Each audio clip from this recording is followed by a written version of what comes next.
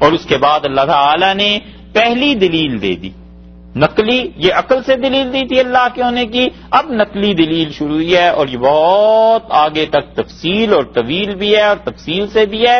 وَإِذْ نَادَىٰ رَبُّكَ، اور جب تمہارے پروردگار کو پکارا، نادا ربک، پکارا تیرے رب نے، تمہارے پروردگار نے پکارا، کس کو؟ موسیٰ علیہ السلام کو، انہیں آواز دی اور انہیں کہا کہ انیت القوم الظالمین، ظالم قوم کی طرف جاؤ۔ پہلی ساری باتیں اللہ تعالیٰ نے یہاں چھوڑ دی کہ وہ آئے تھے شادی کے بعد، اس طرح وہ رکے اور اس طرح انہیں ایک جگہ آگ نظر آئی اور انہوں نے اپنے گھر والوں سے جو کچھ بھی کہا، یہ ساری چیزیں چھوڑ کر اللہ تعالیٰ نے یہاں سے بات شروع کی ہے، اصل دعویٰ جو تھا اس کو، اور دعوے میں دو باتیں آ گئیں۔ اللہ تعالیٰ نے فرمایا ہم نے کہا کہ تم جاؤ اور جا کر ظالم مجرم قوم جو ہے اس کو ہماری طرف بھیجو، اور ہم نے انہیں پکارا۔ اللہ تعالیٰ کا یہ پکارنا کیسا تھا؟ سورہ طٰہٰ میں بھی آیا تھا نا کہ درخت سے آواز آئی اور درخت بقع نور بنا ہوا تھا، انوار اور تجلیات برس رہی تھی اس پہ اور اس کو آگ نہیں لگی تھی۔ یہ جو چیز ہے نا، آواز کیسے آئی؟ ابو الحسن اشعری رحمت اللہ علیہ اور ان کی اتباع میں اشاعرہ جتنے بھی آئے وہ سب کہتے تھے کہ یہ وہی اللہ کا کلام ہے جو قدیم ہے، جو مخلوق نہیں ہے۔ وہ کہتے تھے بس اللہ ہی جانتا ہے کہ یہ کلام کیسا تھا، لیکن اللہ تعالیٰ بولے اور انہوں نے اسے موسیٰ علیہ السلام کو بلایا، اور اللہ کا یہ کلام مخلوق نہیں تھا۔ ابو الحسن اشعری رحمت اللہ علیہ نے یہ بات جو کہی ہے اس لیے کہ معتزلہ ان کے مقابلے میں تھے، اور معتزلہ کہتے تھے کہ اللہ کا کلام حادث ہے، مٹ جانے والا ہے، قدیم نہیں ہے۔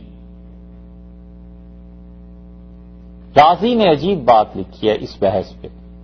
رازی کہتے ہیں کہ اہل سنت کا اس بات پر اصرار رہا، اور رازی کہتے ہیں میں نے اپنے والد سے سنا، والد کہتے تھے اہل سنت کا اس بات پر اصرار رہا کہ اللہ کی صفات کی نفی نہ ہو جائے، اللہ کی صفات کو مانو اور اس پہ ایمان لاؤ۔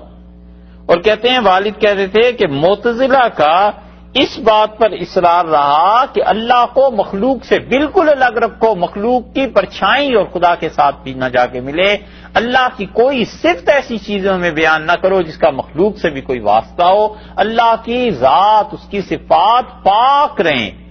تو وہ کہتے تھے میں سوچتا ہوں کہ ہمارا اصرار اس پہ رہا کہ اللہ کی ذات اور صفات اس کا اقرار ہوتا رہے، اور معتزلہ کہتے رہے کہ وہ پاک ہوتا رہے۔ تو میں کہتا ہوں کہ معتزلہ کو یہ کہنا کہ وہ جہنمی ہیں میری ہمت نہیں پڑتی۔ یہ رازی نے ایک جگہ لکھا ہے۔ اور یہ معتزلہ جو تھے پہلے تو ان کی بڑی مخالفت تھی، بعد میں وہ آہستہ آہستہ کم ہو گئی۔ ابو الحسن اشعری رحمت اللہ علیہ چونکہ ان سے مقابلہ تھا، اس لیے انہوں نے کہا یہ اللہ کا جو کلام تھا حضرت موسیٰ علیہ السلام نے سنا تھا، یہ اللہ کی اپنی آواز تھی، یہ چیزیں تھیں۔ لیکن امام ماتریدی ابو منصور رحمت اللہ علیہ بہت دور تھے ان سے، سمرقند میں اس کے قریب تھے، وہ اس مارکے میں شریک نہیں تھے۔ تو ہمارے حنفی فقہا جو ماتریدی تھے وہ کہتے تھے کہ اللہ تعالیٰ کی یہ جو آواز تھی نا، اس میں حروف تھے، آواز تھی، کہتے ہیں یہ حروف تھے۔ لیکن ابو الحسن اشعری رحمت اللہ علیہ کہتے ہیں ایسے حرف نہیں تھے، بس وہ آواز تھی، جو کچھ بھی تھا لیکن ایسے حرف نہیں تھے۔ اور ماتریدیہ نے اس مسئلے میں ان سے اختلاف کیا ہے، بڑا ہی گہرا مسئلہ ہے، بڑا ٹھوس علم ہو تب جا کر یہ حقائق کھلتے ہیں۔ اللہ تعالیٰ نے فرمایا ہم نے موسیٰ علیہ السلام کو کہا کہ ظالم قوم کے پاس جاؤ، قوم فرعون کی قوم کے پاس جاؤ اور کہو الا یتقون، کیا ان کو ڈر نہیں ہے؟ شرک کر رہے ہیں، کفر کر رہے ہیں، اور انہیں ڈر نہیں لگتا میری نافرمانی سے، اور اتنی مسلسل صدیوں سے نافرمانی ہو رہی ہے، خدا کی گرفت ان پہ آ سکتی ہے۔ قال رب، موسیٰ علیہ السلام بولے اور ان کا ہے میرے پروردگار، انی اخاف، مجھے اس بات کا ڈر لگتا ہے، ان یکذبون، کہ یہ لوگ مجھ کو جھٹلا دیں گے۔ اللہ تعالی کا حکم ہو گیا کہ جاؤ، انہوں نے یہ کیوں کہا کہ اللہ مجھے ڈر لگ رہا ہے؟ اس کا مطلب یہ نہیں ہے کہ وہ خدا کے حکم کو ٹال رہے تھے، بلکہ اس کام کے لیے جو ضروری چیزیں تھیں اس کی درخواست کر رہے ہیں. یہ جملہ الگ سے نہیں ہے، بلکہ یہ پوری عبارت ہے. انہوں نے کہا ہے میرے پروردگار مجھے ڈر لگ رہا ہے کہ یکذبون، وہ مجھے جھٹلا دیں گے، مجھے کہیں گے کہ تم رسول نہیں ہو، وَيَضِيقُ صَدْرِي، اور پھر اس کے ساتھ ساتھ یہ بھی ہے کہ میرا سینہ تنگ ہوتا ہے، وَلَا يَنطَلِقُ لِسَانِي، اور میری زبان بول نہیں سکتی، میں اتنی زیادہ باتیں نہیں کر سکتا. فَأَرْسِلْ إِلَىٰ ہارون، اور اللہ آپ ہارون کو بھی ساتھ کر دیں، وَلَهُمْ عَلَيَّ ذَنبٌ، اور ان کا ایک قصور میرے ذمے ہے، فَأَخَافُ أَن يَقْتُلُونِ، مجھے ڈر لگتا ہے کہ مجھے قتل کر دیں گے. یہ پورا جملہ ہے. اس لیے اگر اس کے پہلے جملے پہ وقف کر لیا جائے، رک جائے آدمی 12ویں آیت پہ پہنچ کے اور سوچنے لگے کہ اللہ نے موسیٰ علیہ السلام کو حکم دیا تھا، پھر موسیٰ علیہ السلام نے کیوں کہا کہ اللہ مجھے ڈر لگتا ہے مجھے جھٹلائیں گے، تو پھر اشکال پیدا ہوتا ہے. مگر سمجھ لینا چاہیے کہ آگے واو کا جو لفظ آیا ہے 13ویں آیت کے آغاز میں، اس کا مطلب ہے یہ پورا مربوط کلام ہے، اور پورا کلام اس میں کوئی اشکال پیدا نہیں ہوتا. پہلی بات یہ عرض کی کہ اللہ وہ مجھے جھٹلا دیں گے. کس بات میں؟ ان کے ہاں رسالت کا عقیدہ تصور ہی نہیں ہے. وہ مجھے کہہ دیں گے کہ تم جھوٹ بولتے ہو والعیاذ باللہ، اور وہ مجھے کہہ دیں گے کہ ہم خدا کو نہیں مانتے. اللہ کی ربوبیت کا اور عالمی پوری کائنات کا یہ تصور ان مشرکوں کے تھوڑے سے ذہن میں آ ہی نہیں سکتا تھا. توحید اللہ کی یہ جتنی آدمی میں راس ہو جاتی ہے اس کی نظر اتنی وسیع ہو جاتی ہے، اور جو شرک میں پڑ جاتا ہے اس کی نظر بہت تنگ ہو جاتی ہے. اس کو اگر آپ دیکھنا چاہیں تو مشرک اقوام کے بنائی ہوئی چیزوں کو دیکھیں، اور اس کو آپ دیکھنا چاہیں تو جو قومیں توحید کی قائل تھی ان کے رہن سہن کو، ان کے انداز کو دیکھ لیں، بڑا واضح فرق نظر آتا ہے. شرک نے، اس میتھالوجی نے کیسے لوگوں کو پیدا کیا، اور اللہ کی توحید پہ جو قوم بنی تھی وہ کیسے لوگ تھے. انہوں نے کہا حضرت موسیٰ علیہ السلام نے خدایا اب اس چیز کو مانیں گے نہیں، وَيَضِيقُ صَدْرِي، اور اس کے ساتھ ساتھ یہ بھی ہے کہ میرا جی رکتا ہے ان سے، دل تنگ ہوتا ہے ان لوگوں سے، ان کے رہن سہن، تیری نافرمانیاں دیکھ کے میرا جی ان سے رکتا ہے. اور یہ کسی کے ساتھ بھی ہوتا ہے کہ جب اللہ کی نافرمانی دیکھتا ہے انسان تو انسان کو وحشت ہوتی ہے اس ماحول سے کہ یہاں خدا کے خلاف ایسی ایسی باتیں. بہت سے لوگ، کسی کا جلوس نکلتا ہے، غیر مسلموں کا کوئی تہوار، تو ان کے لیے پریشانی ہوتی ہے، کچھ نہ چاہے بولیں لیکن دل تنگ ہوتا ہے کہ کیا مصیبت ہے، اللہ کے ساتھ یہ کیسی کیسی چیزیں ملاتے ہیں. تو حضرت موسیٰ علیہ السلام نے کہا دوسری بات یہ ہے وَلَا يَنطَلِقُ لِسَانِي، اور تیسری بات یہ ہے کہ میری زبان نہیں چلتی. زبان نہ چلنے کا مطلب یہ ہے کہ پروردگار میں زبان جس طرح فصاحت سے، بلاغت سے بات کرنی چاہیے میں ویسے بات نہیں کر سکتا. طبعی طور پہ حضرت موسیٰ علیہ السلام میں کمزوری تھی بولنے کی، یعنی وہ صاف اور واضح زبان اتنی جتنا بولتا ہے کوئی آدمی ایسے نہیں کر سکتے ہوں گے، اسی لیے یہ فرما دیا یہاں. اور یہ بھی پتا چلا کہ اللہ تعالی اس کے باوجود جب کسی کو چن لیتا ہے تو خدا اپنے کام اس سے بھی لے لیتا ہے. یہ ضروری نہیں ہے کہ کسی انسان میں جسمانی طور پر کوئی کمزوری پائی جائے اور وہ بڑا کام نہ کر سکے. نبوت اور رسالت کا پیغام پہنچانے کے لیے زبان کا صاف ہونا بہت اچھی چیز تھی، یہی ہونا چاہیے تھا، اور اللہ نے یہ کر بھی دی.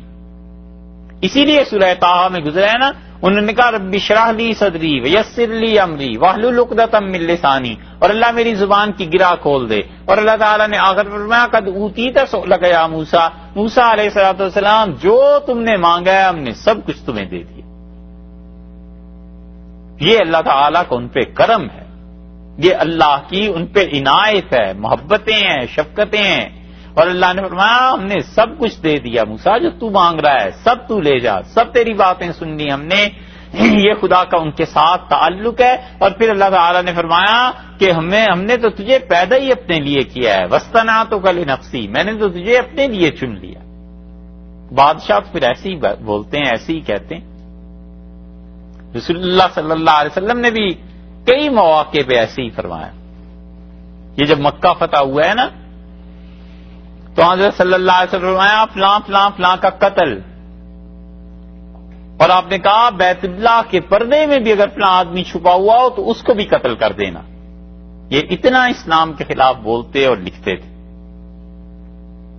اور ان لوگوں میں ایک حضرت علی رضی اللہ عنہ کی جو بہن تھی ام ہانی رضی اللہ عنہا، یہ ام ہانی جو تھی رسول اللہ صلی اللہ علیہ وسلم نے چچا کی بیٹی تھی نا ابو طالب کی، اپنے رشتے کا پیغام بھیجا تھا اور فرمایا میں آپ سے شادی کرنا چاہتا ہوں. تو ام ہانی نے انکار کر دیا. پھر رسول اللہ صلی اللہ علیہ وسلم نے پیغام بھیجا تو انہوں نے کہا اللہ کے رسول میرے بچے میرے پہلے شوہر سے بہت ہیں اور میں شادی تو آپ سے کر لوں لیکن ایسے نہ ہو کہ کوئی تنگی تکلیف ہو میرے بچوں سے پہنچے، مجھ سے کوئی پہنچے اور ایمان بھی میرا جاتا رہے، اس وجہ سے نہیں کرتی. رسول اللہ صلی اللہ علیہ وسلم نے برا نہیں منایا. یہ ہے شریعت. اور ہمارے یہاں کوئی رشتے سے انکار کر دے، اول تو اتنی ہمت کون کرے کہ اپنے رشتہ بھیج دے کہ میں آپ سے شادی کرنا چاہتا ہوں. پر چلو اب تو راستے آسان ہو گئے، اب تو لو ایسا ہو گیا کہ اس میں سب چیزیں درست ہو گئیں. پیغام بھیج بھی دے اور اگر ہو جائے انکار تو لوگ تو اسے اپنی خاندان، انا، عزت کا مسئلہ بنا لیتے ہیں اور نہیں سوچتے کہ رسول اللہ صلی اللہ علیہ وسلم سے زیادہ عزت اور احترام کس کا ہو سکتا تھا. انہوں نے نہ کر دی، کوئی برا نہیں مانا، کوئی جھگڑا نہیں، کچھ نہیں. یہ ذہنیت کیوں نہیں اب مسلمانوں میں؟ اور یہ عورتیں انہیں پتا چل جائے کہ کسی لڑکی کی نہ ہو گئی ہے، پورے محلے کو اور پھر اگلے ہفتے پورے شہر میں اپنی جاننے والیوں کو، اب تو فون آ گیا نا، فون کر کے بتا دی تم نے سنا فلاں جگہ نہ ہو گئی، تم نے سنا ایسے ہو گیا. یہ خبر تشہیر کرنے کی آخر ضرورت ہی کیا ہے؟ وہ اصل میں دل میں جو چیز چھپی ہوئی ہے نا، اپنی انا، برتری اور بعض اوقات اس سے خطرناک دوسروں کی تذلیل، یا پھر یہ کہ اس کی تیسری توجیہ کر لیجئے فضول باتوں میں دلچسپی لینا، یہ سب اس کے نتائج. وگرنہ حضور اقدس صلی اللہ علیہ وسلم کو ام ہانی رضی اللہ عنہ نے روک دیا، بس ختم ہو گئی بات. یہ ام ہانی حضرت علی رضی اللہ عنہ کی حقیقی بہن تھی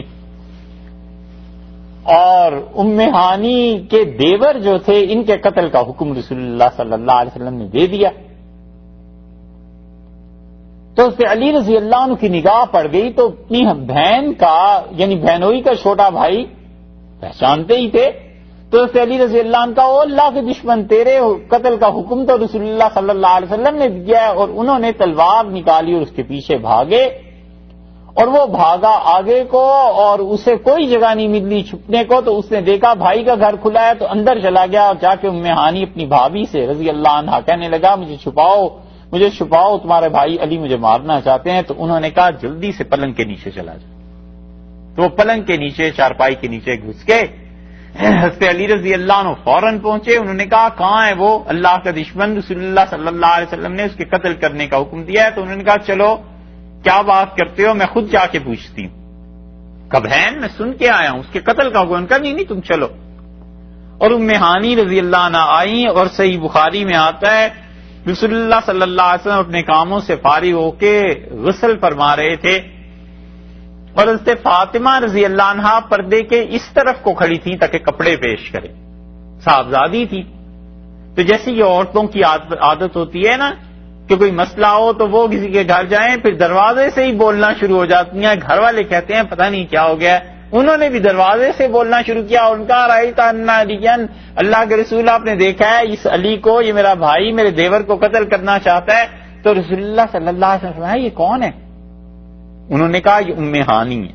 تو رسول اللہ صلی اللہ علیہ وسلم تشریف لائے اور ام ہانی نے کہا آپ فیصلہ کریں. تو رسول اللہ صلی اللہ علیہ وسلم نے وہیں سے آواز دی. آپ نے کہا جرنا من اجرتے یا ام ہانی، ام ہانی جسے تو نے پناہ دی اسے ہم نے پناہ دی، جسے تو نے معاف کیا اسے ہم نے معاف کیا، جسے تو نے چھوڑ دیا اسے ہم نے چھوڑ دیا. جاؤ علی سے. یہ ہے مزاج اللہ کی رحمت اور اس سینے کی وسعت کہ جس آدمی نے اتنا کچھ کیا تھا، اگر رسول اللہ صلی اللہ علیہ وسلم سے تعزیراً بھی قتل فرمانا چاہ رہے تھے فرمایا اجرنا من اجرت یا ام ہانی، ام ہانی جسے تو نے پناہ دی ہم نے پناہ دی، جسے تو نے معاف کیا ہم نے معاف کیا، جسے تو نے چھوڑ دیا اسے ہم نے چھوڑ دیا۔ یہ رسول اللہ صلی اللہ علیہ وسلم کی شفقتیں اور محبتیں ہیں ان لوگوں کے ساتھ جو زندگی بھر ان کی تکلیف کا موجب اور باعث بنتے رہے ہیں۔ امت کے ساتھ ان کی کیسی محبت ہو، وہ تو اپنا گھر ہے۔ اللہ تعالیٰ کے ہاں بھی اللہ نے فرمایا سے موسیٰ علیہ الصلوۃ والسلام سے دوسری بات انہوں نے کہی اور کہا اللہ میری زبان نہیں چلتی، وہاں بھی یہی شکایت تھی۔ اللہ تعالیٰ نے قد اوتیت سؤلک یا موسیٰ، ہم نے آپ کی زبان کھول دی علیہ الصلوۃ والسلام، فارسل الی ہارون، اللہ ہارون کو بھیج دے۔ تو یہ ہارون علیہ الصلوۃ والسلام کے لیے گویا کہ انہوں نے رسالت کی بھی درخواست کر دی، اور اس کے بعد فرمایا کہ وَلَهُمْ عَلَيَّ ذَنْبٌ، اللہ تعالیٰ نے فرمایا کہ اس نے ہم سے یہ کہا موسیٰ علیہ السلام نے کہ اللہ میرے ذمے ایک قصور بھی ہے ان کا، اور وہ گناہ یا قصور کیا ہے؟ وہ جو انہوں نے مارا تھا نا ایک مکہ اور وہ مر گیا تھا، فرعون کی قوم کا ایک فرد، اس کی بحث آگے آ رہی، وہاں بات کریں گے۔ فَأَخَافُ إِن يَقْتُلُونَ، اللہ مجھے ڈر لگتا ہے کہ وہ مجھ کو قتل کر دیں گے۔ تو معلوم ہوا کہ ظاہری اسباب کے درجے میں جب کوئی آدمی ڈرتا ہے تو یہ اللہ کے ساتھ کوئی شرک نہیں۔ کوئی آدمی کہے کہ بس صرف اللہ ہی سے ڈرنا ہے اور آگ سے نہ ڈرا کرو، اس میں چلے جاؤ، تو یہ کوئی عقل مندی کی بات نہیں ہے۔ ظاہری اسباب میں انسان کو اپنے اسباب، اپنے حالات کو دیکھتے رہنا چاہیے، ان اسباب کو توڑنے کی کوشش نہ کرے، ان میں تاثیر اللہ ہی نے رکھی ہے اور وہ اثرات مرتب ہوتے ہیں۔ بھوک ہے لگتی ہے، آدمی اب اس کا کیا مقابلہ کرے، کھانا ہی کھائے ورنہ مرے گا۔ اسی طرح سردی گرمی، سانپ سے آدمی ڈرتا ہے، بچھو سے ڈرتا ہے، ایسے ہی حکومت جابر اور ظالموں اس سے ڈر لگتا ہے، جیل میں ڈال دیں گے۔ یہ سب چیزیں جو ہیں یہ کوئی ایمان کیا نبوت کے منافی نہیں ہے۔ اگر نبوت میں بھی یہ بات ہوتی نا تو حضرت موسیٰ علیہ السلام نہ ڈرتے، کہتے کیا پرواہ ہے، قتل ہی کر دے گا۔ انہوں نے کہا نہیں، اللہ اس سے خوف آتا ہے کہ مجھے مار ڈالے گا، یہ طبعی چیز ہے اور ہوتا ہے ایسے۔ قال کلا، اللہ نے فرمایا ہرگز نہیں، تمہیں قتل کرنا ہرگز نہیں ہو سکتا۔ فاذهبا، تم دونوں جاؤ۔ ابھی تو بات موسیٰ علیہ السلام سے ہو رہی تھی اور ابھی فرمایا دونوں جاؤ، یعنی حضرت ہارون علیہ السلام کو بھی نبوت مل گئی۔ فاذهبا بآیاتنا، تم دونوں جاؤ ہماری نشانیوں کے ساتھ۔ انا معکم، ہم تمہارے ساتھ ہیں۔ اللہ کی ایک معیت اور ساتھ ہونا تو وہ ہے جو اس کائنات میں ہر چیز کے وہ ساتھ ہے، ہر انسان کے ساتھ ہے، اور ایک اللہ کا ساتھ ہونا وہ ہے جو انسان اللہ کی نصرت کو، اللہ کی مدد کو محسوس کرتا ہے۔ اور اسی لیے صوفیہ مراقبہ معیت کرایا کرتے ہیں کہ اس آدمی کو یقین ہو جائے کہ اللہ اس کے ساتھ ہے۔ جب کسی آدمی کو یہ یقین ہوتا ہے تو اس کے بہت سے فوائد ہوتے ہیں، اور بڑا فائدہ یہ ہوتا ہے کہ اللہ پہ اعتماد بڑھ جاتا ہے، اللہ تعالیٰ پہ بھروسہ بڑھ جاتا ہے۔ اسی لیے اس معیت کو آپ دیکھیں، آگے بھی موسیٰ علیہ السلام کے قصے میں آ رہا ہے، بڑا مشکل اور مارکے کا مرحلہ تھا۔ حضرت موسیٰ علیہ السلام نے خدا کے ساتھ ہونے کا حوالہ دیا، اور اسی ساتھ ہونے کو آپ دیکھیں تو حضرت ابوبکر رضی اللہ عنہ سے رسول اللہ صلی اللہ علیہ وسلم نے فرمایا کہ ڈرو نہیں، لا تحزن ان اللہ معنا، اللہ ہمارے ساتھ۔ اللہ تعالیٰ نے فرمایا انا معکم، ہم خاص طور پہ تمہارے ساتھ ہیں، یعنی ہماری حفاظت، ہماری مدد، ہماری طرف سے عنایات، مہربانیاں، ہم تمہارے ساتھ ہیں۔ مستمعون، اور یہی نہیں ہے کہ ساتھ ہیں، ہم تمہارے ساتھ ہیں، سنتے ہیں۔ فرعون سنے نہ سنے، ہم تو سن رہے ہیں، ہم جب بھیج رہے ہیں تو فرعون اگر نہیں مانتا نہ مانے، جو تمہارا کام ہے تم نے کرنا ہے، اور ہم اسے سن رہے ہیں۔ بس بندے کو اس آیت سے سبق سیکھنا چاہیے، جب بھی اللہ کے لیے کوئی کام کرے ہمیشہ سوچ لے کہ اللہ تو دیکھ رہا ہے، اللہ کے لیے کام کر رہا ہوں تو اس ذات کو تو خبر ہے، اس کے لیے بات کر رہا ہوں وہ تو سن رہا ہے، کوئی سنے نہ سنے وہ سنتا ہے۔ اور جب آدمی میں اس درجے کا اخلاص ہو جاتا ہے تو اس کے لیے ایک آدمی بھی اور 1000 آدمی بھی برابر ہو جاتے ہیں۔ پھر اللہ کے ساتھ تعلق ہوتا ہے، وہ کہتا ہے اسی ذات واحد کو سنانا ہے، اللہ ہی کو سنانا ہے، تو اس سے کیا بحث ہے کہ 10 آدمی سنتے ہیں یا 100 آدمی سنتے ہیں، اور یہ اخلاص کا بڑا مقام ہے۔ ہاں دنیاوی اعتبار سے کبھی ضرورت پیش آتی ہے کہ آدمی کہتا ہے وقت نہیں یا کچھ اور مسائل ہیں، وہ الگ بات ہے، وگرنہ اس کی بات پہ اللہ کا معاملہ ایسے ہی اثر انداز ہوتا ہے کہ وہ کہتا ہے رب تو سن رہا ہے، جس کے لیے کام کر رہا ہوں وہ تو دیکھ رہا ہے۔ اور اس سے بھی آگے کا مقام یہ ہے کہ جو نیکی اللہ کے لیے بندہ کرے اس کے اجر کی توقع لوگوں سے بالکل کاٹ دے، بالکل نہ رکھے۔ یہ حقیقی چیز ہے اللہ کے ساتھ۔ کسی غریب کو زکات دی، پیسے دیے، اس کی مدد ہو گئی، کوئی دیکھتا ہے یا نہیں دیکھتا، اللہ تو دیکھ رہا ہے۔ اب زندگی بھر تصور بھی نہیں آنا چاہیے کہ یہ میرے محلے میں تھا، میں نے اس کی مدد کی تھی، آج مشکل کا دن ہے، اس سے میں بلا لوں، اس سے کام لے لوں، بالکل نہیں ہے۔ اس لیے کہ جس اللہ کے لیے دیے ہیں وہ اللہ جانتا ہے، بس وہ مدد کروا دے گا کہیں سے بھی۔ اس کو پیسے دے کے کوئی خرید نہیں لیا، یہ بندہ اسی خدا کا ہے جس خدا نے پیدا کیا تھا، میں بھی اسی کا بندہ ہوں، یہ میرا بندہ نہیں بن گیا۔ تو نیکی کرنے کے بعد اس کی جزا لوگوں سے چاہنا یہ کم درجے کی بات ہے، اور بعض اوقات یہ بڑی خطرناک ثابت ہو جاتی ہے۔ نیکی کرے اللہ کے لیے اور بھول جائے کہ بس خدا کے لیے کیا ہے، مجھے کسی سے کیا بحث، کسی سے کیا واسطہ ہے۔ موسیٰ علیہ السلام سے فرمایا کہ تم جاؤ دونوں اور ان سے بات کرو، انا معکم مستمعون، ہم نہ صرف ساتھ ہی ہیں بلکہ سنتے بھی ہیں۔ فاتیا فرعون، وہ دونوں پہنچے فرعون کے پاس، فقولا، اور ان دونوں نے کہا انا رسولو، انا رسول رب العالمین، ہم ہیں رسول رب العالمین، اس ذات کے، اس باری تعالی کے جو رب العالمین ہے، جہان ہے، سارے جہانوں کا وہ صاحب ہے، رب ہے۔ اس ایک جملے میں پہلی بات تو یہ آ گئی کہ فاتیا فرعون، وہ دونوں فرعون کے پاس پہنچے، اس سے موسیٰ علیہ الصلوۃ والسلام اور ہارون علیہ الصلوۃ والسلام کو جو حکم ہوا تھا اس کی پیروی کر لی۔ دوسری بات فقولا، ان دونوں نے کہا کہ ہم کیا ہیں، رسول ہیں، تو رسالت کی دعوت بھی دے دی کہ ایک تو ہمیں رسول ماننا ہے، رب العالمین اور اس کے رسول ہیں جو سارے جہانوں کا پروردگار ہے، تو توحید کی دعوت بھی ہو گئی۔ دونوں دعوتیں اس اتنے چھوٹے سے جملے میں کر دیں، اور یہی چیز ہے انبیاء علیہ السلام میں، اور رسول اللہ صلی اللہ علیہ وسلم نے فرمایا اوتیت جوامع الکلم، اللہ نے مجھ میں یہ صلاحیت رکھی ہے کہ بڑے بڑے مضامین کو میں چھوٹے چھوٹے جملوں میں ادا کر دیتا ہوں۔ چھوٹے چھوٹے جملے رسول اللہ صلی اللہ علیہ وسلم کے، اس پہ آدمی لکھنا چاہے تو پوری کتاب لکھ سکتا ہے۔ یہ چھوٹا سا جملہ انما الاعمال بالنیات، اعمال کا دار و مدار نیتوں پہ ہے، لیکن سوچئے آپ یہ کتنا بڑا اصول ہے۔ رسول اللہ صلی اللہ علیہ وسلم نے فرمایا کہ جو چیز تجھے شبے میں ڈالے اس کو چھوڑ دے، اور جو یقین میں ہے اسے اختیار کر لے۔ اب اس کو آپ دیکھیں ذرا زندگی میں امپلائی کر کے کہاں کہاں اس کے اثرات پہنچتے ہیں۔ آپ نے فرمایا جو چیزیں تم اپنے لیے پسند کرتے ہو وہی اپنے بھائیوں کے لیے پسند کرو، اب دیکھ لیجئے اس کا کہاں کہاں نتیجہ پہنچا۔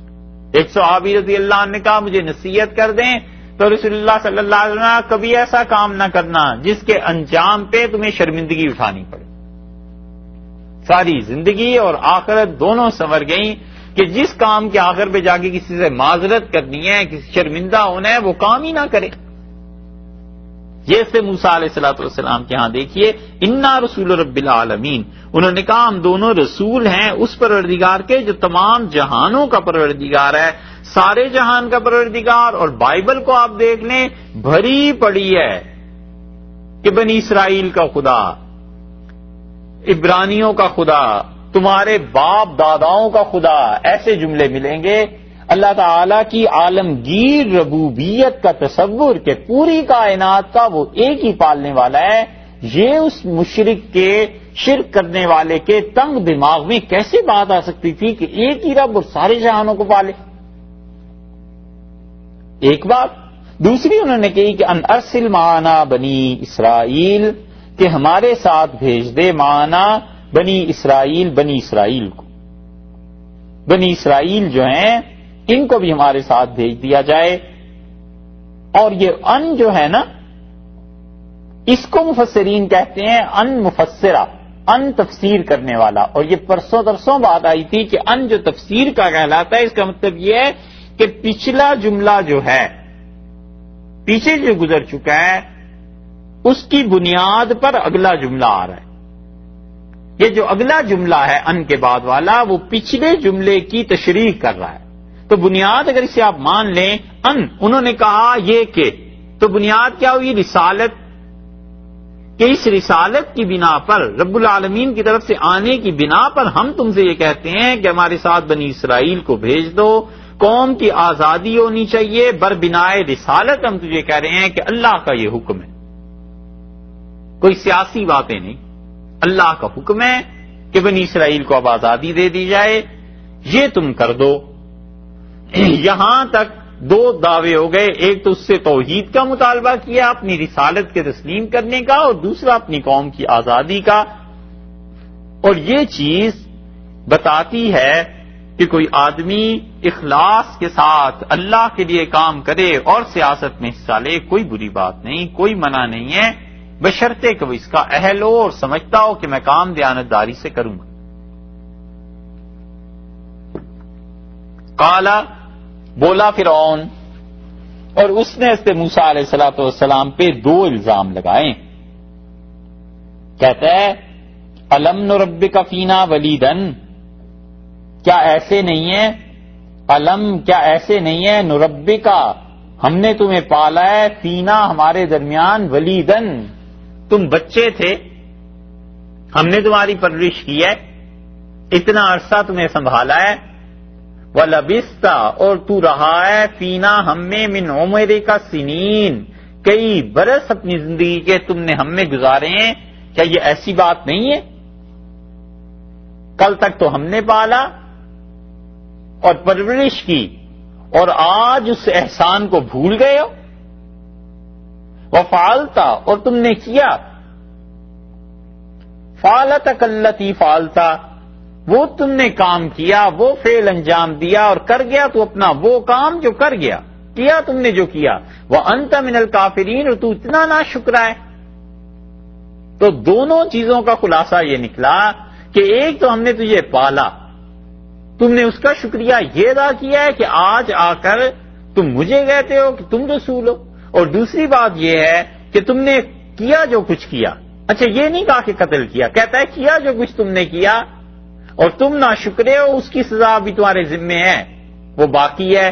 یہ جو بات کرنے کا انداز ہے نا، فالتا فالتک التی فالتا، اور کیا وہ کام جو تم نے کیا، یہ لوگوں کو بتانے کے لیے، جیسے کہ آگے آ رہا ہے درباریوں کو کہ اس کی شخصیت مشکوک ہے، اور ممکن ہے کچھ ایسے بھی ہوں جن کو اس کی اطلاع نہ ہو تو وہ چکنے ہو گئے نا کہ پتہ نہیں اس نے کیا کر دیا ہے. یہ اسی طرح کے نعرے ہیں کہ جیسے کہتے ہیں فلاں لیڈر باز آ جائے وگرنہ، بس اس کے بعد ڈیش ڈیش ڈیش ہوتی ہے کہ پھر کیا ہوگا.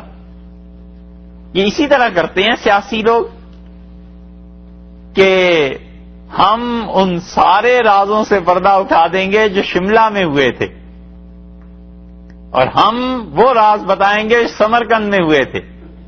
یہی ایسی چیزیں سکھا، میں تمہارا کردار پھر بتاؤں کیا تم نے کیا ہے. اور بھئی ایک قتل ہی کیا ہے نا، اور جو تم اس سے 1000 گنا بڑا جرم کر رہے ہو، خدا کے ساتھ شرک اور الوہیت کا دعویٰ، وہ کوئی چیز نہیں ہے. کہتا ہے فالتا فالتک الذی فعلت وانت من الکافرین، اور تو ناشکرا ہے. کافرین کے معنی یہاں پہ وہ نہیں ہے جو کفر اسلام کے معنی ہے. اس فرعون کو تو کفر اسلام سے کوئی دلچسپی نہیں تھی، اس نے کہا تم ناشکرے ہو، ہمارے گھر کا کھا کے، ہمارے یہاں رہ کے، زندگی کے اتنے سال بسر کر کے آج تم یہ کہتے ہو. اب چونکہ گفتگو کا سلسلہ دونوں الزامات کا چل رہا ہے، تو جہاں اس نے بات ختم کی کہ وہ فعل جو تم نے کیا تھا، موسیٰ علیہ السلام نے وہیں سے بات شروع کی. دوسرے اعتراض کا جواب انہوں نے پہلے دے دیا. قال فعلتها، انہوں نے کہا بالکل میں نے کیا تھا، پورا اعتراف کیا. اس سے معلوم ہوتا ہے کہ انسان میں اگر کوئی کمزوری ہو اور کوئی اس کو بتاتا ہے، اس کا اعتراف کرنا چاہیے کہ ٹھیک ہے، یہ نہ دعوت دے دوسروں کو کہ مجھے خدا مان لو اور مجھ میں کوئی کمزوری ہی نہیں. اور اگر جھوٹ الزام لگے، مناسب لفظوں میں اس کی تردید کرنی چاہیے.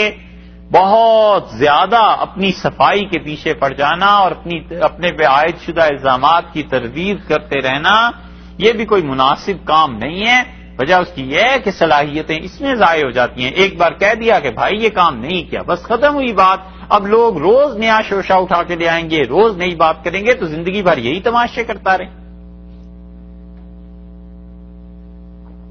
اس لیے عقل کی بات یہی ہے کہ آدمی اگر حقیقت میں ہے کوئی چیز تسلیم کر لے، اور نہیں ہے تو بس ایک آدھ مرتبہ تردید کر دی، پھر اس چکر میں نہ پڑے، پھر دوسرے کے حوالے کر دے کہ تم کرو. حضرت حاجی امداد اللہ صاحب مہاجر مکی رحمۃ اللہ علیہ ایک لطیفے کی بات کرتے تھے اور فرماتے تھے ایک آدمی ہو گیا بوڑھا، اہلیہ کا انتقال ہو گیا، شادی کی ضرورت تھی اور تھا 75-80 برس کا. تو حجام کے پاس گیا. حجام نے کہا خیریت کیا ہوا ہے؟ تو اس نے کہا یہ داڑھی سے سفید بال ذرا نکال دو، شادی کرنی ہے، رشتہ لے کے جانا ہے. اس کا آپ تشریف رکھیے. وہ بیٹھا، تھوڑی دیر میں سو گیا. جب سو گیا تو ہے تو لطیفہ اس نے ساری داڑھی کاٹ کے سامنے رکھ دی. جب اس کی آنکھ کھلی تو اس سے کہا رے سالم یہ کیا کیا؟ اس کا حضور کس کے پاس اتنا وقت ہو کہ سفید بال اور سیاہ بال الگ کرتا پھرے؟ میں نے ساری سامنے رکھ دی ہے، شوق فرمائی. اس لیے بعض اوقات بات ایسی ہوتی ہے کہ آدمی سب کچھ چھوڑ دے کہ بھائی تم اس میں لگے رہو کہ میں مسلمان ہوں، کافر ہوں، سچا ہوں، جھوٹا ہوں. کیا ایک بار تمہیں بتا دیا ہے بس پھر اپنا کام کرے. نتیجہ یہ نکلتا ہے کہ کچھ سالوں کے بعد وقت گزرنے کے ساتھ ساتھ شیطان کی حرکتیں اور وہ چیزیں کم ہو جاتی ہیں، شرمندہ ہو جاتے ہیں. اور شیطان ہر دن چاہتا ہے کہ جو اللہ کا کوئی کام کر رہا ہے اس پہ کوئی الزام لگاؤ تاکہ اس انسان کے کام کرنے میں فرق پڑے.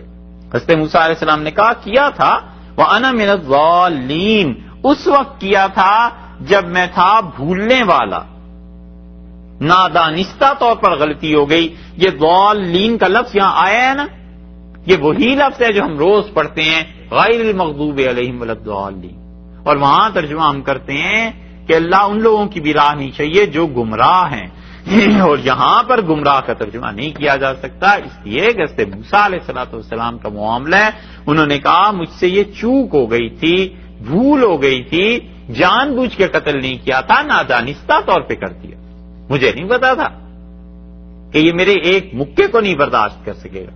قرآن میں اسی لیے آگے چل کے آیا ہے فَوَقَظَهُ، موسیٰ علیہ السلام نے مکہ یا تھپڑ مارا اسے، فَقَضَىٰ عَلَيْهِ، وہ تو وہیں ڈھیر ہو گیا، وہ تو وہیں گر پڑا، مر گیا. حضرت موسیٰ علیہ السلام نے کہا اللہ یہ جو حرکت ہو گئی ہے یہ شیطان نے کرا دی، میرے پروردگار میرا تو ارادہ ہی نہیں تھا. یہاں وہی بات کہی ہے کہ فَعَلْتُهَا إِذًا وَأَنَا مِنَ الضَّالِّينَ، یہ کیا ہے میں نے اس وقت جب مجھ سے نادانستہ طور پہ غلطی ہو گئی تھی، جان بوجھ کے ارادے سے نہیں کیا. تو معلوم ہوا کہ یہ فعل غیر ارادی تھا. اور وہ جو قبطی تھا فرعون کی قوم میں سے، اسے انہوں نے سکھانا تھا ادب، طریقہ کہ ہم بنی اسرائیلی بھی انسان ہیں، ہم پہ کیوں ظلم کرتے ہو، طریقہ سیکھو رہنے کا. اور اس طریقے کے سکھانے کے لیے انہوں نے تھپڑ مارا، وہ مر گیا. اور یہ غیر ارادی چیز تھی، اس لیے انہوں نے کہا. اس سے معلوم ہوتا ہے کہ نبوت جن لوگوں کو دی جاتی ہے ان میں اللہ یہ صلاحیت رکھ دیتا ہے کہ یہ جان بوجھ کے کبیرہ گناہ نہیں کرتے، وگرنہ یہ کبیرہ گناہ ہے کسی کو قتل کرنا. ان میں یہ چیز نہیں ہوتی. اللہ اس چیز کو ہی ختم کر دیتا ہے کہ وہ کبائر میں پڑ جائیں. ہاں اتفاق ایسا ہو گیا، بھول چوک ہو گئی جو اصل میں مطلب ہی نہیں تھا، نہ کوئی ارادہ تھا، یہ ہوا. انہوں نے کہا یہ تمہاری پہلی بات کا جواب. اور فَفَرَرْتُ مِنْكُمْ، تم نے جو کہا ہے کہ کئی سال میں تم میں رہا ہوں اور پھر میں نے وہ کیا جو کیا، تو دیکھو اس کے بعد میں تم لوگوں سے نکلا ہوں. فَفَرَرْتُ مِنْكُمْ، بھاگا ہوں میں تم سے. لَمَّا خِفْتُكُمْ، جب تمہارا ڈر میں نے دیکھا، جب مجھے پتا چلا کہ تم قتل کر دیتے ہو، تو اس ڈر کی وجہ سے میں یہاں سے بھاگ گیا. اور یہ قرآن نے آگے بھی بیان کیا ہے سورہ قصص میں، اگر اس مرتبہ پہنچ گئے تو وہاں بھی باتیں آئی ہیں.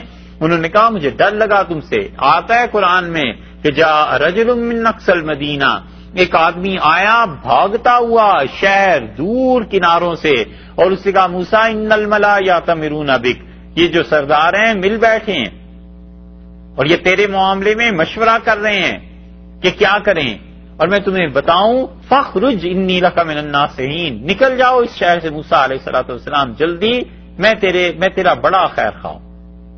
اور اس سے موسیٰ علیہ السلام پہنچے. کہاں پہنچے؟ وہ پہنچے ہیں پھر اس کے بعد حضرت شعیب علیہ السلام کی بستی میں. سورہ قصص میں ایک جگہ یہ بات آئی ہے، اور عنکبوت میں قصص میں.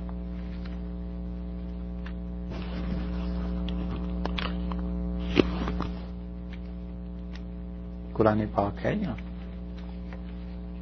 کہیں کوئی نسخہ ہے قرآن پاک؟ چلیے ٹھیک ہے، اس میں دیکھ.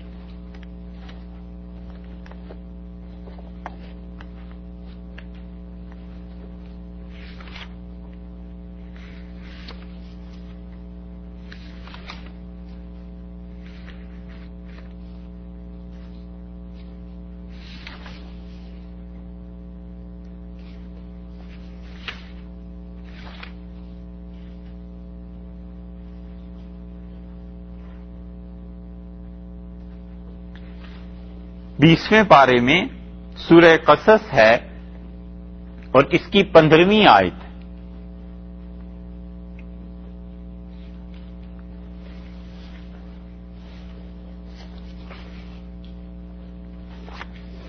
سورہ قصص سورت نمبر ہے 28.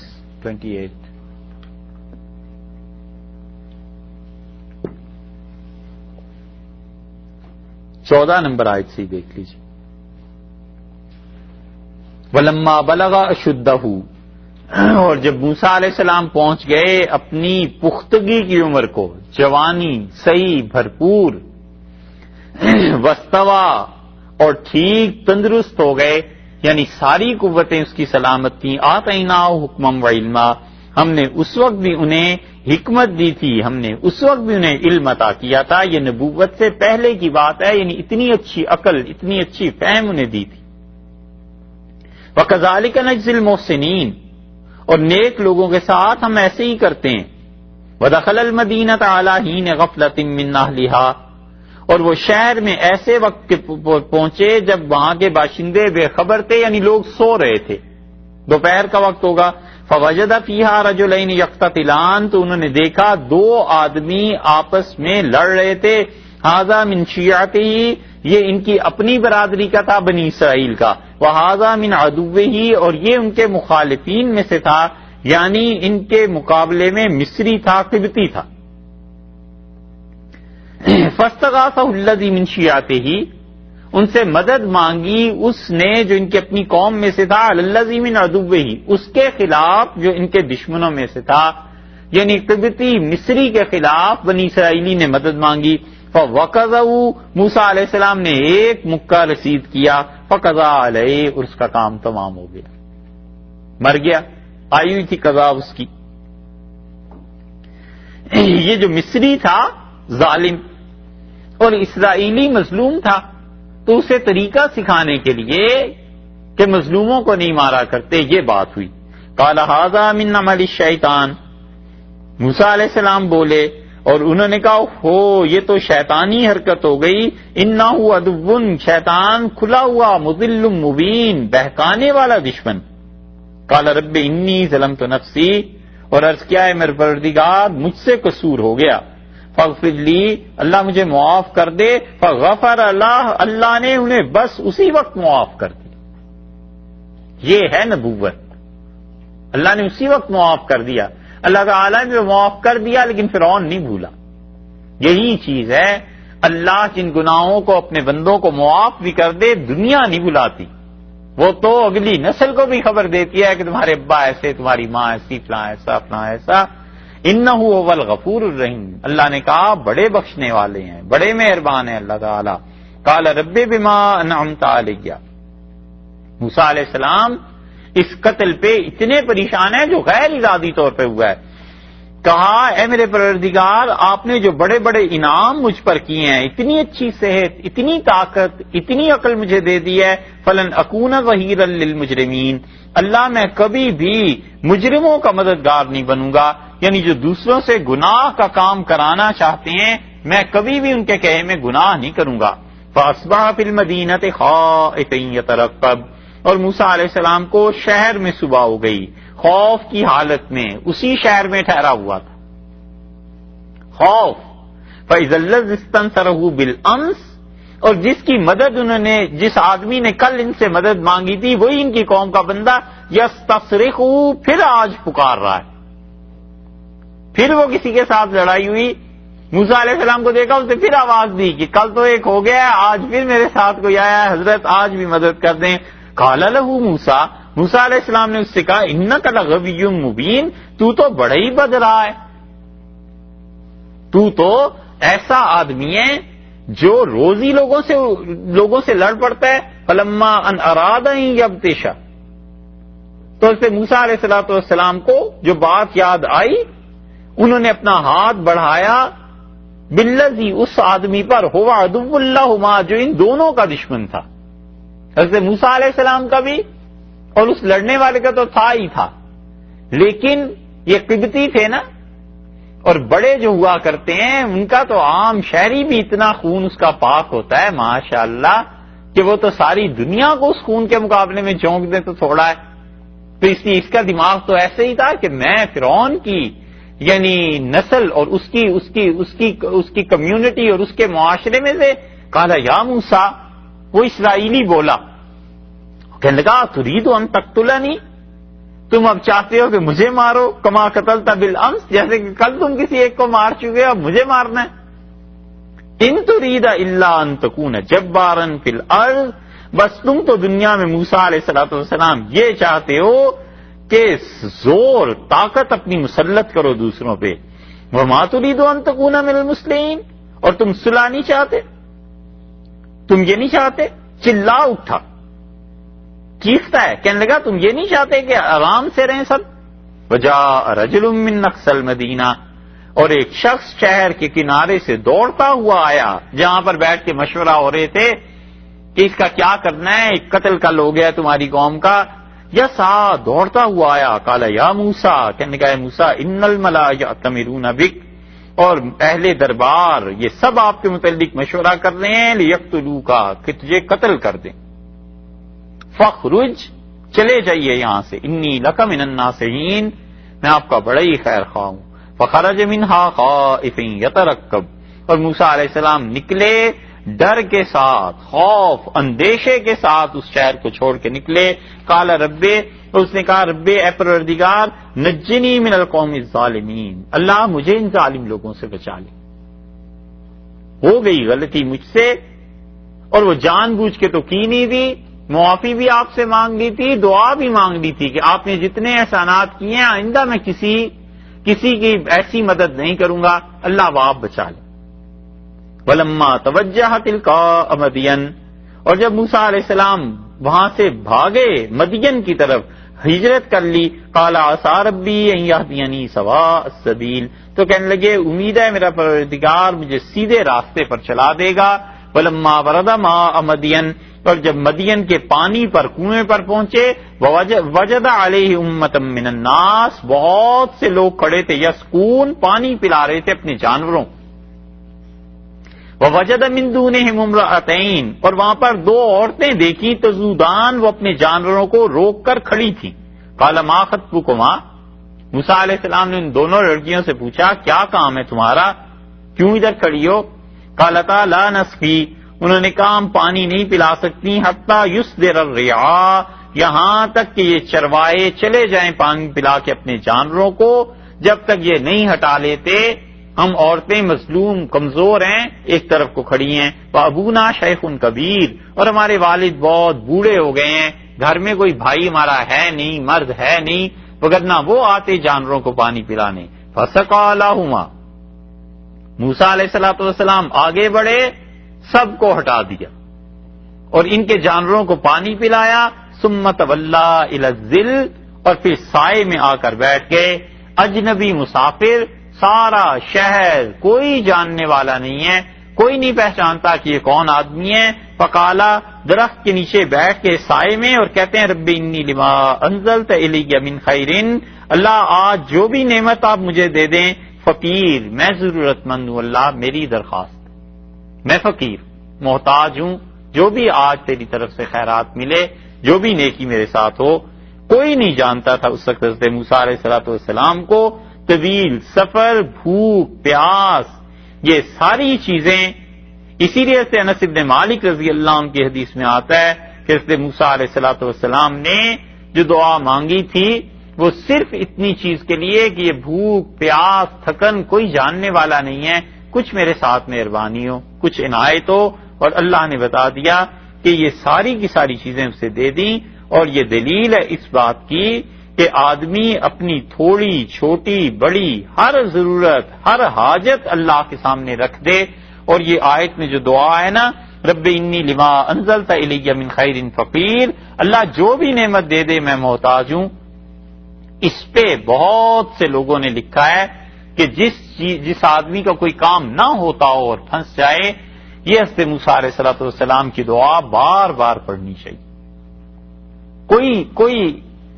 کوئی صورت نظر نہ آتی ہو، کئی مرتبہ زندگی میں آدمی اٹک جاتا ہے کہ اب نہ سفارش ہے، نہ پیسہ ہے، نہ کوئی کام آ سکتا ہے، جو کام آ بھی سکتے ہیں وہ بیچارے بھی ناکام ہو گئے۔ موسیٰ علیہ السلام کی یہ دعا بار بار اللہ سے مانگنی چاہیے۔ یہ ہے وہ چیز جو یہاں پر آئی ہے کہ اللہ تعالیٰ نے فرمایا، انہوں نے کہا فَفَرَرْتُ مِنْكُمْ لَمَّا خِفْتُكُمْ، جب مجھے ڈر لگا تو میں تم سے بھاگ کھڑا ہوا، فَوَهَبَ لِي رَبِّي حُکْمًا، میرے پروردگار نے مجھے حکمت دی۔ وہاں بھی آ گیا نا کہ اللہ تعالیٰ نے فرمایا ہم نے موسیٰ علیہ الصلوۃ والسلام کو حکمت سے نوازا تھا۔ یہاں آ گیا کہ بخشا اللہ تعالیٰ نے مجھ کو کیا چیز؟ حکمت دی، حکمن، عقل دی، شعور دیا۔ وہاں بھی آیا تھا کہ جب وہ بڑے ہوئے تو نبوت سے بھی پہلے ہم نے انہیں عقل سلیم دے دی تھی۔ وَجَعَلَنِي مِنَ الْمُرْسَلِينَ، اور انہوں نے کہا کہ میں تم سے جو بھاگا ہوں تو اللہ نے مجھے رسول بنا کر واپس پلٹایا ہے۔ یہ تو تمہارے ایک الزام کا جواب ہوا جو تم نے کہا تھا کہ میں نے قتل کر دیا اور ابھی تک میرے یہ وہ قصور یہ باقی ہے، تو دیکھو میں نے جان بوجھ کے تو کیا نہیں، اور میں نے ایسی حرکت ارادتاً نہیں کی، ہو گیا جو ہو گیا، میرا جتنا اس میں قصور تھا میں مانتا ہوں اس کو، اور اب جو میں واپس آیا ہوں تو اللہ نے مجھ پر یہ احسان کیا ہے، اب میری حالت وہ نہیں۔ پہلے اعتراض کا جواب بعد میں دیا، دوسرے کا پہلے دے دیا۔ اور دوسرا وَتِلْكَ نِعْمَةٌ، اور وہ جو پالنا ہے میرا، تِلْكَ نِعْمَةٌ، وہ جو احسان ہے تَمُنُّهَا عَلَيَّ، جو تم مجھ پر ظاہر کر رہے ہو، وہ احسان ان عبدت بنی اسرائیل، کیا اس کی قیمت یہ ادا کرنی ہے کہ ان عبدت بنی اسرائیل، کہ بنی اسرائیل کو تو قید کر لے، بنی اسرائیل کو اپنا غلام بنا لے؟ کیا تو نے اس احسان کے عوض میں غلام کر لیے بنی اسرائیل؟ غلام تو یہ پہلے سے ہی چلے آ رہے تھے۔ حضرت موسیٰ علیہ الصلوۃ والسلام نے کہا میں نے مطالبہ کیا ان کی آزادی کا، آیت نمبر 17 میں کہ ان ارسل معنا بنی اسرائیل، بنی اسرائیل کو میرے ساتھ بھیج دے۔ آپ مجھے یہ کہہ رہے ہیں فرعون کہ میں نے تجھے پالا ہے، تو کیا پالنے کا مطلب یہ بنتا ہے کہ اب بنی اسرائیل کو اپنا مستقل غلام بنا لو گے اور انہیں نہیں چھوڑو گے؟ یہ حضرت موسیٰ علیہ الصلوۃ والسلام نے بتایا آسان لفظوں میں کہ کیا اس احسان کی قیمت یہ بنا رہے ہو کہ پوری قوم کو غلام بنا لیا جائے؟ کیا یہ ہے؟ اور یہ جو کچھ بھی ہوا ہے، یہ جو میں نے قتل کیا ہے، یہ جو میں بھاگا ہوں، پچھلی آیت میں ہے نا فَفَرَرْتُ مِنْكُمْ، میں بھاگا ہوں، تو حضرت موسیٰ علیہ السلام نے گویا یہ بھی کہہ دیا ساتھ ہی اس کے کہ اگر یہ تیرا ظلم نہ ہوتا، بچے قتل نہ کیے جاتے، اتنے سنگین حالات نہ ہوتے، تو میرے ماں باپ ہی مجھے پالتے، کیوں آخر وہ دریا میں بہا دیتے؟ کیوں ایسی چیزیں ہو جاتی؟ انہوں نے ہی پرورش کرنی تھی. یہ جو قتل ہونے کے بعد میں بھاگا ہوں تیرے خوف سے، قتل کے خوف سے، تو یہ حالات تیرے ہی پیدا کیے ہوئے ہیں جو میں چلا گیا تھا. یہ ایسی چیز نہیں ہے جو تانے کے طور پر استعمال کی جائے. اور یہ دوسری بات کہ تم کہتے ہو مجھے پرورش کیا ہے، تو یہ پرورش کون سا احسان ہے؟ وہ تمہارے ہی حالات پیدا کیے ہوئے تھے کہ میری ماں نے مجھے بہا دیا تھا. اگر نہ ہوتا ایسے تو میرے والدین میری پرورش کرتے. فرعون کو جب یہ باتیں جواب مل گئے، اب اس کے پاس کوئی بات رہی نہیں. تو اس سے موسیٰ علیہ الصلوۃ والسلام کی بات پر آیا. فقہا نے اس پہ بحث کی ہے کہ کافر اگر کسی کے ساتھ نیکی کرے تو کیا کافر کا شکریہ ادا کرنا چاہیے یا نہیں؟ کیونکہ یہاں پر حوالہ یہی آ گیا نا کہ اس نے اپنے احسان کا ذکر کیا. تو علماء کا اختلاف اس بات پر ہوا ہے کہ کافر جو حسن سلوک کرے تو کفر کے باوجود وہ نیکی باقی رہے گی یا نہیں. اور بعض علماء کا خیال یہ ہے کہ کافر لوگوں کے ساتھ جو نیکی کرتا ہے وہ اس وجہ سے شکریہ کا مستحق نہیں ہوتا کہ وہ کفر کرتا ہے، اور کفر اللہ کے ساتھ اتنا بڑا گناہ ہے کہ وہ کافر اس کی وجہ سے عزت کا مستحق نہیں ہوتا، ذلت کا مستحق ہوتا ہے. اور حنفی فقہا نے اور جمہور فقہا نے اس سے اختلاف کیا، اور وہ کہتے ہیں کافر بھی کسی کے ساتھ نیکی کرے تو اس کا بھی شکریہ ادا کیا جائے گا، کیونکہ کافر کا حق باطل نہیں ہوتا. اس کا حق بنتا ہے کہ اس کا شکریہ ادا کیا جائے، اور کفر کرنے کی وجہ سے اس کا یہ حق جو حقوق العباد میں سے ہے یہ ساقط نہیں ہوگا، کیونکہ کفر اس کا اور اللہ کا مسئلہ ہے، وہ حقوق اللہ میں شامل ہے، اور ہم ان حقوق اللہ کی وجہ سے حقوق العباد میں یہ چیز نہیں ترک کر سکتے. کافر کی نیکی کا بھی شکریہ ادا کیا جائے گا. اور انہوں نے سورہ عنکبوت کی یہ آیت دلیل میں پڑھی ہے کہ اللہ تعالیٰ نے فرمایا وَوَصَّيْنَا الْإِنسَانَ بِوَالِدَيْهِ حُسْنًا، اور ہم نے انسان کو یہ نصیحت کی ہے کہ اپنے ماں باپ کے ساتھ ہمیشہ نیکی کرتا رہے. وَإِن جَاهَدَاكَ لِتُشْرِكَ بِي مَا لَيْسَ لَكَ بِهِ عِلْمٌ، اور اگر وہ تجھے مجبور کریں کہ تو ہمارے ساتھ شرک کرے تو تم ان کی اس بات کو مت ماننا. فَلَا تُطِعْهُمَا، تم اس کو تو نہ ماننا لیکن ان کے ساتھ نیکی کرتے رہے. اور اس سے عبداللہ ابن زبیر رضی اللہ عنہ کی حدیث آتی ہے مسند احمد وغیرہ میں کہ قتیلہ بنت عبد العزیٰ نے، یہ ماں تھی حضرت اسماء رضی اللہ عنہ کی، اسماء بنت ابو بکر رضی اللہ عنہ جو ہیں ان کی والدہ. حضرت ابو بکر رضی اللہ عنہ کی اہلیہ ہی ہوئی نا، تو یہ جو تھیں کافر تھیں، مشرک تھیں.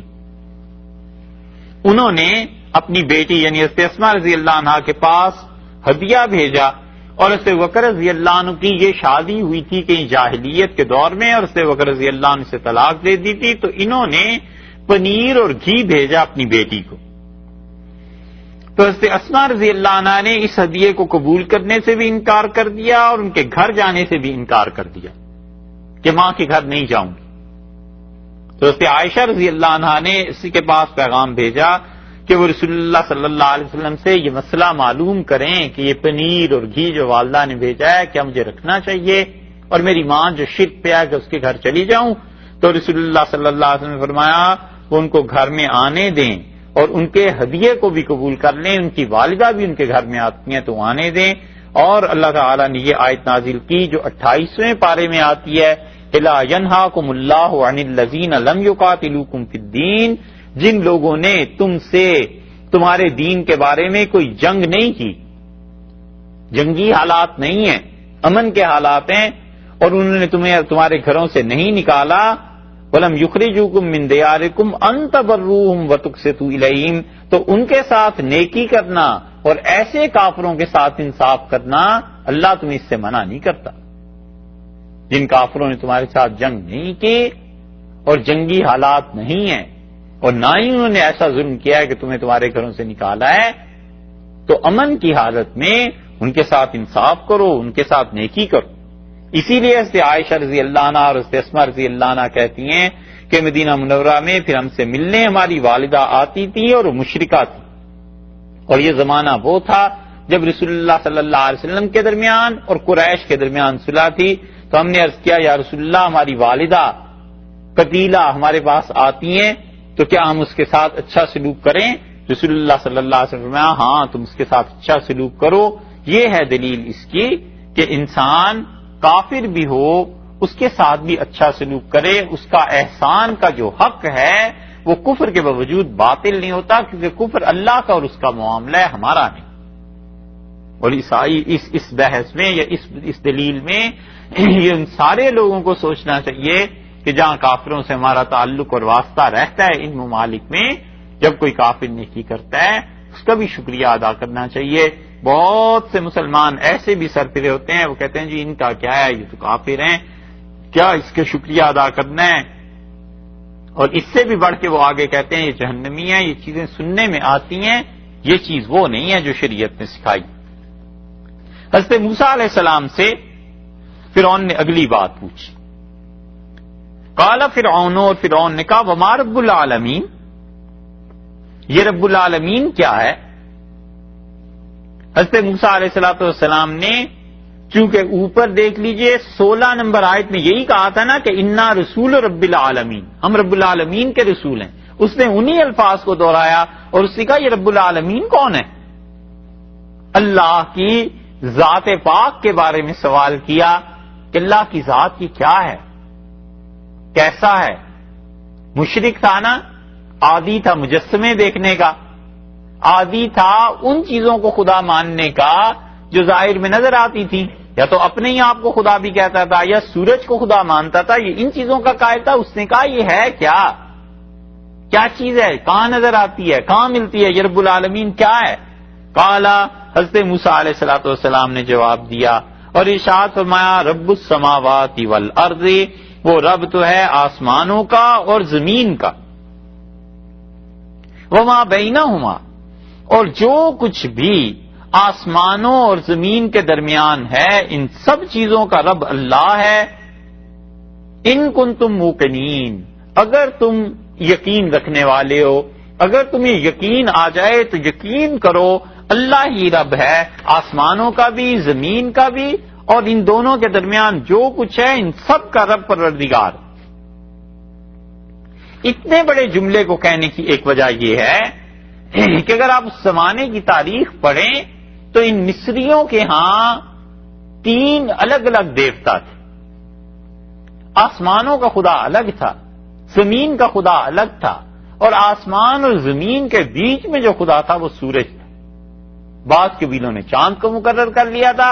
حضرت موسیٰ علیہ السلام نے سارے قوم کے شرک کو اکھیڑنا چاہا اور انہوں نے کہا یہ جس شرک کی تم بات کرتے ہو نا، میں تمہیں بتاؤں وہ پروردگار ہے آسمانوں کا بھی زمین کا بھی، اور ان کے دونوں کے درمیان جو ہے جو کچھ خلا پایا جاتا ہے اس کا بھی رب اللہ ہے. ان کنتم موقنین، اگر تم یقین کرو تو اللہ کی توحید کی دعوت انہوں نے دے دی.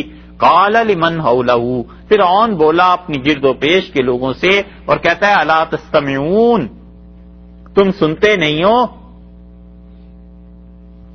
یہ دیکھا، کہتا ہے الا تستمعون، کیا نہیں سنتے؟ تم سنتے ہو کیا کہہ رہے ہیں؟ یہ ہیں انداز. یہ آپ کو اسی وقت سمجھ آ سکتے ہیں جب آپ کسی سیاسی پارٹی کو جوائن کریں اور پھر آپ پرائم منسٹر، پریزیڈنٹ اس درجے کی گفتگو سنیں نا. یہ مکر ان سیاسی لوگوں کے اور متکبر حکمرانوں کے اس وقت سمجھ آتے ہیں. اب سیدھی طرح بات نہیں کر رہا، الا تستمعون، سنتے نہیں ہو، تاکہ جو گرد و پیش میں بیٹھے ہوئے ہیں کہیں اس پہ موسیٰ علیہ السلام کی دعوت کا اثر ان پر نہ پڑے، کہیں متاثر نہ ہو جائیں. تو کہتا ہے سنتے نہیں ہو. قالا، موسیٰ علیہ السلام بولے اور انہوں نے شرک کی دوسری چیز پہ حملہ کیا. یہ اب پیشہ چل رہا ہے توحید کا، اللہ کی وحدانیت کا. سب سے پہلے انہوں نے کہہ دیا کہ رب العالمین اللہ کی ذات پاک ہے، ایک اکیلی جو رب ہے ان تمام جہانوں کا اور آسمانوں کا، زمین کا اور جو کچھ اس کے درمیان ہے ان سب کا. اگر تم یقین رکھو. ایک توحید کی دعوت ہوئی، ان کے تینوں خداؤں کی نفی کہ نہ آسمان میں کوئی اور، نہ زمین میں کوئی اور، نہ بیچ میں. اگلا جملہ دیکھیے، قال ربکم، موسیٰ علیہ السلام نے یہ دوسرا اٹیک فرمایا اس شرک کے قلعے پہ اور توحید کی بات کی. انہوں نے کہا تمہارا پروردگار ورب آبائکم الاولین، اور جو تمہارے اگلے باپ دادے گزر چکے ہیں ان سب کا پروردگار. اور یہ آپ نے اگر مصر کے شرک کو پڑھیں پھر یہ آیات سمجھ میں آتی ہیں صحیح معنی میں. مصری اس بات کے قائل تھے کہ وہ کہتے تھے جب کوئی مردہ ہو تو اس کو بہت زیادہ طہارت پاکیزگی کے ساتھ رکھنا چاہیے، اسے سجانا چاہیے، اس کے ساتھ زندگی کی چیزیں رکھنی چاہیے، سونا، جواہرات، ہیرے، میکسیمم جتنی اچھی سے اچھی چیز ہے اس کے ساتھ رکھو اور اسے بند کر دو، اور کچھ عرصے کے بعد وہ خود بخود خدا بن جائے گا. اس کی روحانی طور پر اتنی ترقی ہو جائے گی کہ وہ تو اس کی روح آ کے تمہاری مشکلات کو حل کیا کرے گی. تو معبودیت کے درجے تک تمہارے بزرگ پہنچ جاتے ہیں تمہارے مرے ہوئے. حضرت موسیٰ علیہ السلام نے فرمایا وہ جو تمہارے باپ دادے تھے نا ان کا رب بھی اللہ ہی ہے. یہ حضرت موسیٰ علیہ السلام نے دوسرا شرک ان کا اکھیڑا کہ تمہارے باپ دادا بھی انسان تھے، تم جیسے ہی بندے تھے، کوئی ایسا نہیں ہے جو خدائی کے درجے پہ پہنچے. اگر یہ بیک گراؤنڈ نہ بتاؤ تو پھر اس جملے کا مطلب نہیں سمجھ میں آتا. سمپلی آدمی پڑھتا ہے قال ان رسولکم الذی، فرعون بولا اور اس نے کہا یہ آدمی جو تمہاری طرف بھیجا گیا ہے، ارسل الیکم، تمہاری طرف بھیجا گیا ہے، لمجنون، یہ تو دیوانہ ہے، تو پاگل ہے. پرانی اردو میں بات کریں تو یہ تو باولا ہے. باولا اسے کہتے تھے پرانی اردو میں جو ہوش و حواس والا، لیکن بات کوئی ایسی کرتا ہے جو دوسرے کی سمجھ سے بالا ہوتی ہے، یا دوسرا یہ سمجھتا ہے کہ یہ بات ایسے ہی ہے، یہ کوئی قابل توجہ نہیں ہے. اس نے کہا لمجنون، یہ تو باولا ہے، باقی ساری چیزیں ٹھیک ہیں، ایک یہ چیز ایسی ہے جس کے معاملے میں آ کر یہ ہمارے مخالف ہو گیا، یہ نہیں ہونا چاہیے.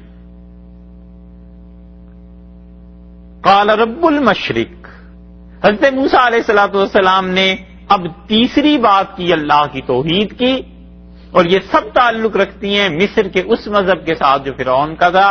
انہوں نے کہا رب المشرق، مشرق کا پروردگار جہاں سے سورج طلوع ہوتا ہے اس کا رب ہے، والمغرب، اور جہاں سورج جا کر ڈوبتا ہے اس کا رب ہے، وما بینہما، اور ان دونوں کے درمیان، ڈوبنے اور طلوع ہونے کے درمیان جو کائنات پائی جاتی ہے سب کا پروردگار وہی ہے. ان کنتم تعقلون، اور یہ اگر تم سمجھ رکھتے ہو تو یہ وہ ہے اللہ. یہ حضرت موسیٰ علیہ السلام کے تینوں جملے، یہ اس وقت کی بات جب انہوں نے کہا اللہ میں تو بول نہیں سکتا اور پروردگار زبان نہیں چلتی اور میری مدد ہو، اور اگر حضرت موسیٰ علیہ السلام کے ساتھ یہ چیز نہ ہوتی جو اللہ نے دور فرما دی بعد میں، پھر کیا حال ہوتا. شرک کی ایک ایک بات کو وہ کھیڑ رہے ہیں، اس لیے کہ ان کے ہاں جو تین خدا مانے جاتے تھے وہ ایک بڑا خدا، اس کے تین نائب دنیا میں ہوتے تھے. ایک تو خدا جو تخلیق کرتا تھا، ایک خدا جو مالک تھا، ایک خدا جو کھلاتا پلاتا تھا، ربوبیت تھی اس میں. یہ جتنے حرام مصر آپ دیکھتے ہیں نا، اس میں اب جو ممیز نکل رہی ہیں یہ ساری ایسی چیزیں ہیں کہ اسے ہر طرح سے پاک کر کے رکھتے تھے کہ اب تو اس کی پہلی سٹیج شروع ہوئی ہے خدا بننے کی. اب کتنے عرصے میں خدا بن جاتا تھا، ممکن ہے آئندہ سالوں میں کچھ تحقیقات اور ہوں، یہ نتائج سامنے آئیں تو پھر پتا چلے کہ اپنے باپ داداؤں کے بارے میں یہ کیا تصور تھا کہ کتنے 100 سال بعد انسان خدا کا روپ دھار لیتا ہے. علیہ باللہ. انہوں نے کہا مشرق اور مغرب کا خدا، وما بینہما، اور جو کچھ ان کے درمیان ہے، ان کنتم تعقلون، اگر تم عقل سے کام لو، اگر تم بوجھ رکھتے ہو تو دیکھو رب تو وہ ہے. حضرت موسیٰ علیہ السلام ایک ہی بات کر رہے ہیں، اللہ کی قدرت، اللہ کا پتہ بتا رہے ہیں. اور دوسرے لفظوں میں بات یہ بھی ہو گئی کہ یہ سورج کا طلوع اور غروب اس رب کے قبضے میں ہے. تم جو اپنے آپ کو خدا بنائے بیٹھے ہو تو یہ سورج کا طلوع اور غروب کرو. یہ وہی دلیل ہے جیسے ابراہیم علیہ السلام نے نمرود کو دی تھی. اتنی بات جب ہوئی تو اس کے بعد اب اس نے دھمکیاں دینی شروع کی، مگر ان دھمکیوں سے پہلے یہ جو اوچھی زبان اس نے استعمال کی نا، اور سمجھا کہ درباری اس تبلیغ سے کہیں متاثر ہو جائیں اور یہ کہنے لگا کہ یہ باولا ہے. اللہ کی عالمگیر ربوبیت کا تصور اس مشرک کے دماغ میں آ ہی نہیں سکتا تھا کہ ایک رب ساری کائنات کو پالے. سوال آپ کے ذہن میں شاید آتا ہو کہ اس نے تو کہا تھا ما رب العالمین، کہ رب العالمین کون ہے مجھے دکھاؤ. اور اس پہ موسیٰ علیہ الصلوۃ والسلام نے اس کے جواب میں پہلی اللہ کی صفت بیان کی، ذات کو چھوڑ کے صفات پہ آ گئے کہ رب السماوات والارض. دوسری مرتبہ پھر آیت نمبر 26 میں اللہ کی ربوبیت بیان کی کہ ربکم و رب آبائکم الاولین. تیسری مرتبہ آیت نمبر 28 میں رب المشرق والمغرب وما بینہما، خدا کی ملکیت بیان کر دی. تو انہوں نے اللہ کے رب ہونے کی، اللہ کے مالک ہونے کی، اللہ کے خالق ہونے کی ساری چیزیں بیان کر دیں. ایک تو کہہ دیا رب السماوات والارض، یعنی آسمانوں کا اور زمین کا، آیت نمبر 24 میں اللہ ہی مالک ہے، رب ہے، پروردگار. دوسری میں کہہ دیا کہ تم اور تمہارے آباء و اجداد ہے نا، ان کا بھی پالنے والا اللہ ہی تھا. تو یہ گویا انہوں نے اللہ تعالیٰ کی ربوبیت بیان کی، تو مالک بھی اللہ، رب بھی اللہ، اور تیسرے رب المشرق والمغرب، خالق بھی اللہ. انہوں نے اللہ کی صفات سے جواب دیا اور وہ پوچھ رہا ہے ذات کا. فرق آ گیا نا سوال جواب میں. کوئی پوچھتا ہے فلاں صاحب کہاں رہتے ہیں، آپ کہتے ہیں ان صاحب کے کیا کہنے، صاحب ہمارے شہر کے بڑے مشہور شاعر ہیں، ان کی شاعری تو کیا کہنے، اردو ان کے گھر کا پانی بھرتی ہے، اور غالب ہوتے تو جوتے سیدھے کرتے. آپ ساری تعریفیں کیے جا رہے ہیں، وہ کہتا ہے مجھے اس کا پتہ بتاؤ وہ رہتا کہاں ہے. تو سوال اور جواب میں مطابقت نہیں بنتی. مفسرین اس تک پہنچے ہیں، اور وہ کیسے نہ پہنچتے.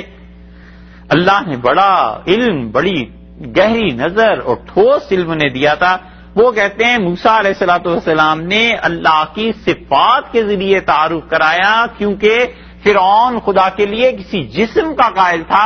حضرت موسیٰ علیہ الصلوۃ والسلام جسم کے تو قائل نہیں تھے. اور یہی وہ عقیدہ ہے جو ہمیشہ امت میں رہا ہے، ہر امت میں رہا ہے. ہر نبی علیہ الصلوۃ والسلام نے بتایا کہ خدا کے لیے جسم ثابت نہیں کیا جا سکتا، اس کی صفات ہیں، وگرنہ حضرت موسیٰ علیہ الصلوۃ والسلام لے جا کر دکھا دیتے کہ یہ ہے رب، یہ ہے خدا الیاذ باللہ. تو اس لیے امام راضی رحمۃ اللہ علیہ کہتے ہیں یہ آیت اس بات کی دلیل ہے کہ اللہ کے لیے کوئی جسم نہیں، اسی لیے صفات کا تذکرہ.